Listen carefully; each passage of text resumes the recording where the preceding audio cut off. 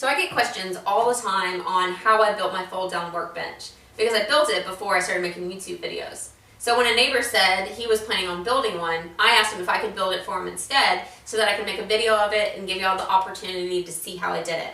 So I'm going to go ahead and build a second one in my shop today just for video's sake. And I hope y'all enjoy it because I really love the ability of being able to tuck it back into the wall and use a little bit more floor space. My neighbor wasn't particular about the size and left it up to me.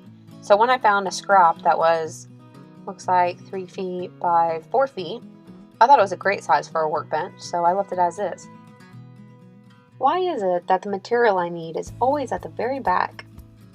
I came in 3 inches on 3 sides so that I would have space to utilize clamps on the workbench. Then I took a few measurements and started cutting and assembling the inside frame.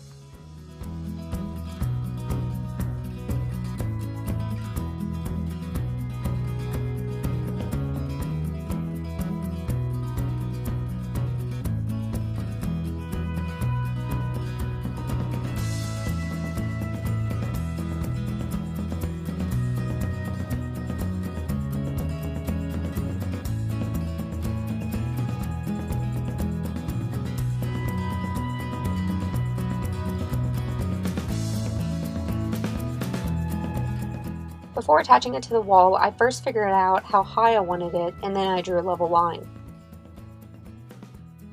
I took an inside measurement from frame to frame, then cut a 2x4 and a piano hinge to that same size.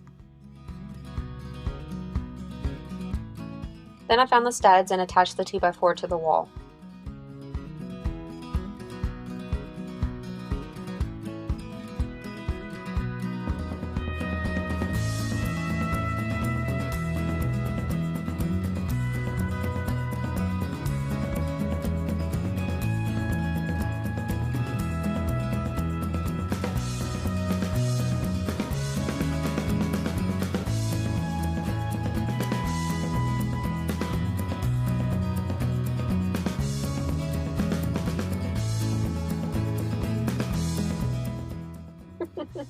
Whatever works, right?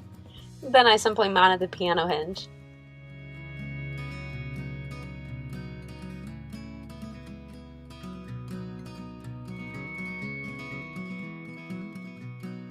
Next was to start making the legs, so I grabbed a few 2x4s and cut them to size, then rounded over the top so that they could easily rotate.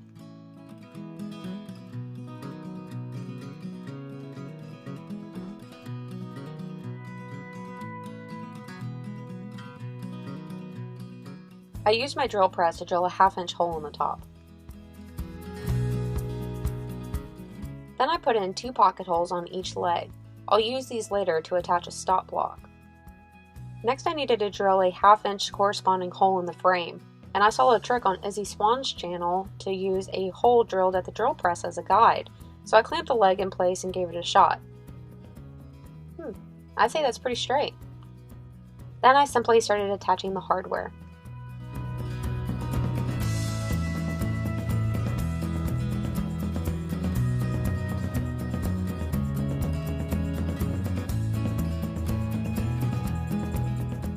Now if you were to stop here, you would have to manually bring out the legs every time you wanted to open it. So to avoid that, I went ahead and attached a stop block, using those pocket holes that I drilled earlier.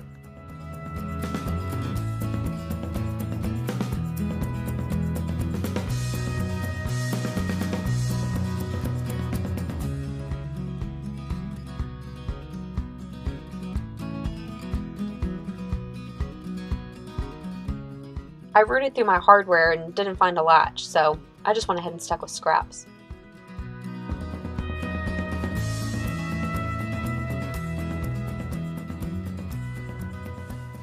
So all in all, I have about 4.5 hours in this. So it's very easily a project that can be done on a single Saturday. But I love the flexibility of it, not only for the additional floor space when I want it, but like this one, it's going to my neighbor. And all I have to do is remove these screws that are in the stud, then I can up and pick it up and put it wherever I want. So I love that. I think flexibility is really important in a shop. And of course the latching system you could always upgrade, but scraps work just fine too. If you would like more details, I do have a written tutorial posted on my blog, which is wilkerdues.com. But there's also a link in the description of the video for you. So let me know what you think about this in the comment section below, and I will see you soon.